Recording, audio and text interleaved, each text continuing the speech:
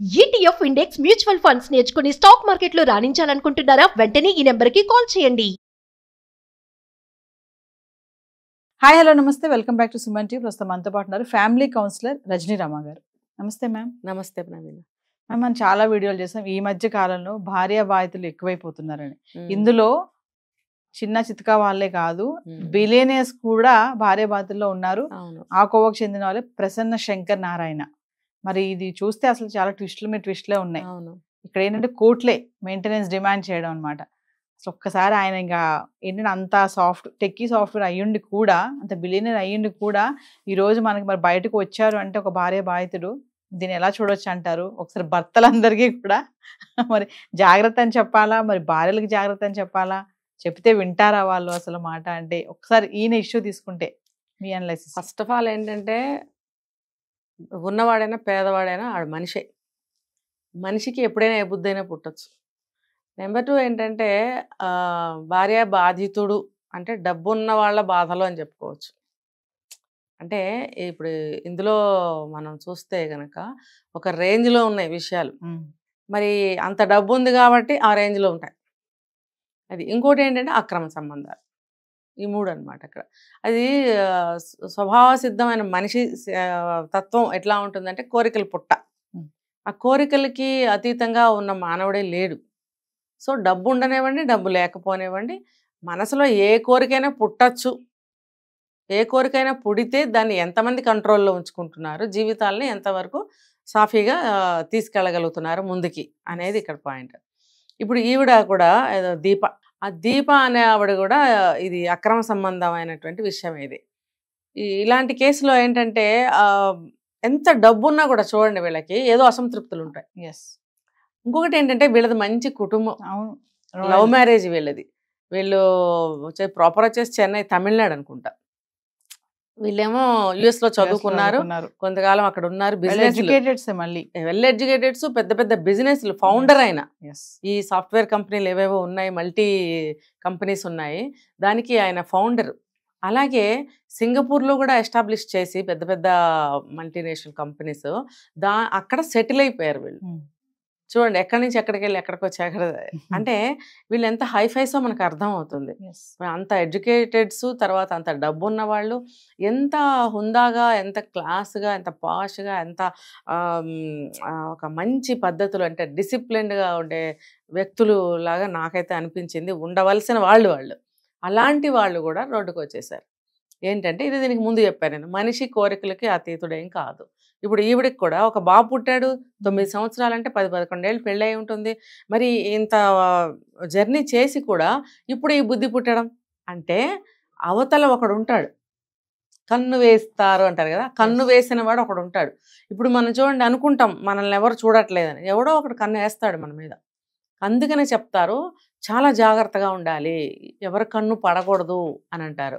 ఇప్పుడు డబ్బు మీదే పడచ్చు, ఆ వ్యక్తి మీదే పడచ్చు, చెప్పలేం కదా. కాబట్టి మనిషి అనేవాడు చాలా జాగ్రత్తగా నడుచుకోవాలి లైఫ్. ప్రపంచంలో ఎక్కడైనా కూడా జీవితంలో నడిచే ప్రతి అడుగు, వేసే ప్రతి అడుగు జాగ్రత్తగా ఒళ్ళు దగ్గర పెట్టుకుని జీవితాన్ని గడుపుకోవాలి. లేకపోతే ఎవరు ఏ టైంలో కన్నేస్తారో మనకు తెలియదు. ఇప్పుడు అలాగే ఈ వీళ్ళ జీవితాల్లో ఒకడు కన్నేసాడు, వాడు ఎవడనేది మనకు అనవసరం. ఏ రకంగా వచ్చాడు, అందులో ఎంప్లాయా, పార్ట్నరా, లేకపోతే ఫ్రెండా, మనకు అనవసరం. ఇదంతా కన్ను అయితే వేశాడు. వేసినప్పుడు ఈ అమ్మాయి ఇంత లైఫ్ లీడ్ చేసి జర్నీ చేసి అతనితో, దట్టు లవ్ మ్యారేజ్, చక్కగా ఫ్యామిలీ నడుస్తుంది, ఎంత ముచ్చటైన ఫ్యామిలీ, చాలా బాగుంది. ఆ అబ్బాయి కూడా బాగున్నాడు, ఈ అమ్మాయి కూడా బాగుంది, దేనికి లోటు లేదు, చక్కగా ఉన్నారు. ఆ అమ్మాయికి పుట్టిన బుద్ధే సరిగ్గా లేదు. అవతల వాళ్ళు ఏమైనా మనకి లోబర్చుకోవాలని ప్రయత్నాలు చేయొచ్చు, అట్రాక్ట్ చేయొచ్చు.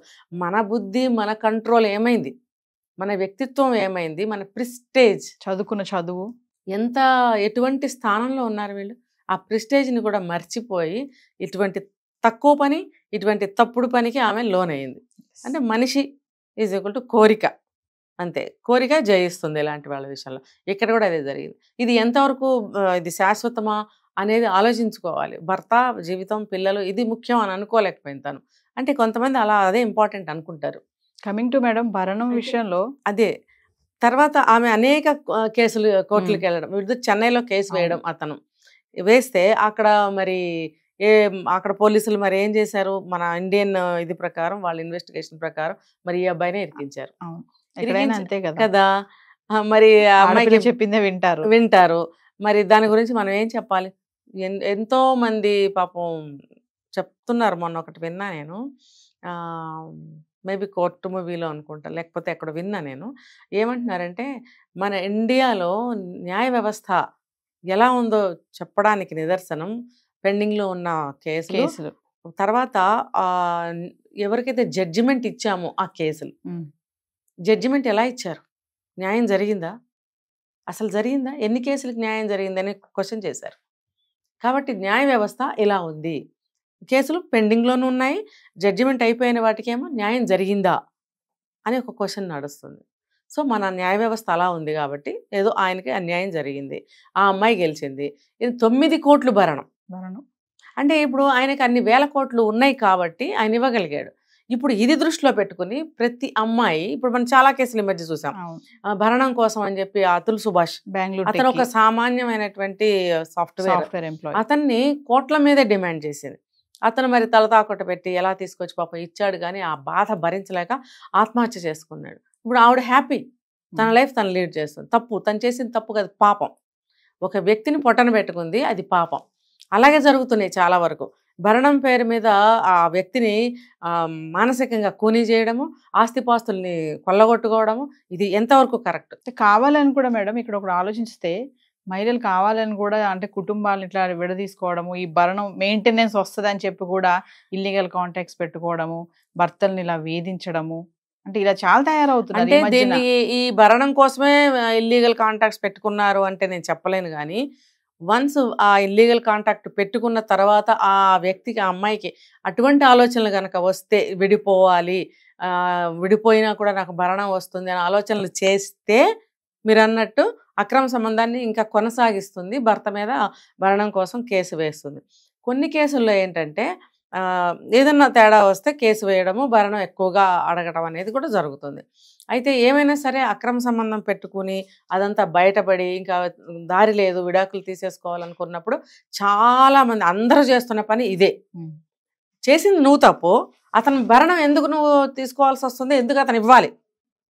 ఇవి కూడా మరి మనం చెప్పుకోకూడదేమో, చట్టాలు మారాలి, తీర్పులు మారాలి. పైపెచ్చు ఇంకా అతని పైన ఇప్పుడు ఈ ప్రసన్న శంకర్ పైన వైఫ్ ఏంటంటే కామ పిశాచి, నన్ను అట్లా ఇట్లా టార్చర్ చేస్తాడు అని చెప్పేసి అంటున్నారు. అవును, ఉల్టానే పెడుతున్నారు. ఇప్పుడు ఆవిడ చేసింది ఇదంతా కూడా ఆవిడకి చెందాలి ఈ మాటలన్నీ.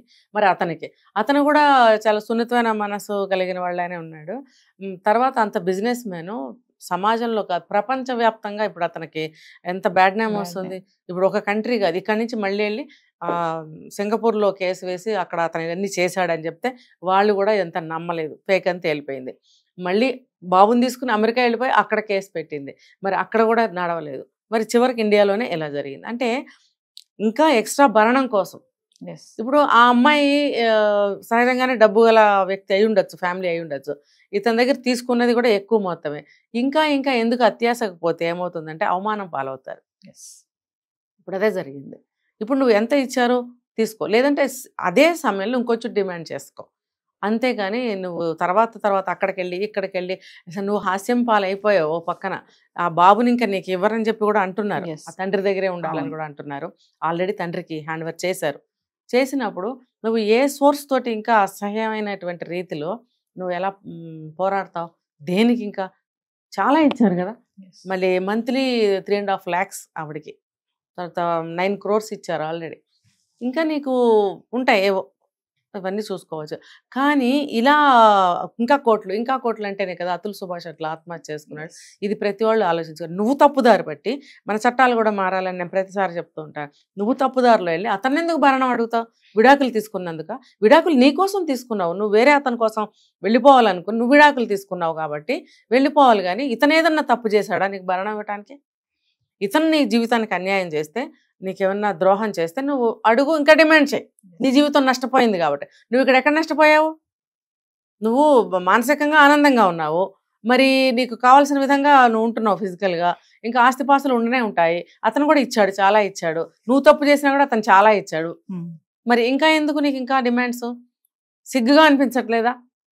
నేనైతే ఇదే చెప్తా, తప్పు అతను చేస్తే నువ్వెంతైనా డిమాండ్ చేయి. అసలు అక్కడ తప్పు లేదు, నీదే తప్పు. నువ్వు ఇష్టపూర్వకంగానే వెళ్ళిపోతున్నావు, నేను ఇక్కడ ఉండనని చెప్పి వెళ్ళిపోతున్నప్పుడు నువ్వుగానే వెళ్ళిపోవాలి. అసలు ఇవన్నీ ఎందుకు నీకు ఇవన్నీ వద్దు అని, భర్త వద్దు బిడ్డ వద్దు అనుకునే కదా నువ్వు అతనితో వెళ్తున్నావు. వెళ్తున్నప్పుడు ఇతను డబ్బు ఎందుకు నీకు, అతను ఇస్తాడు వెళ్ళు.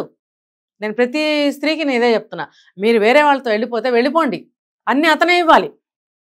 ఇక్కడి నుంచి ఎందుకు అడుగుతున్నారు? అతను మీకేం ద్రోహం చేయలేదు కదా. చేయనప్పుడు అతనికి ఎందుకు మీరు డిమాండ్ చేస్తున్నారు? చేయకండి దయచేసి. ఎందుకంటే వాళ్ళ జీవితాలు వాళ్ళు బ్రతకనివ్వండి. మీరు విడాకులు అడిగితే ఇంకా హ్యాపీగా ఇస్తున్నారు వాళ్ళు. ఆ విడాకులు తీసుకొని మీకు ఇష్టమైన వ్యక్తితో వెళ్ళిపోండి. ఎందుకంటే ఫర్దర్గా అన్నీ అతనే ఇస్తాడు అని మీరు వెళ్ళిపోతున్నప్పుడు అన్నీ అతనే ఇవ్వాలి అని నేను చెప్తున్నా. Thank you ma'am.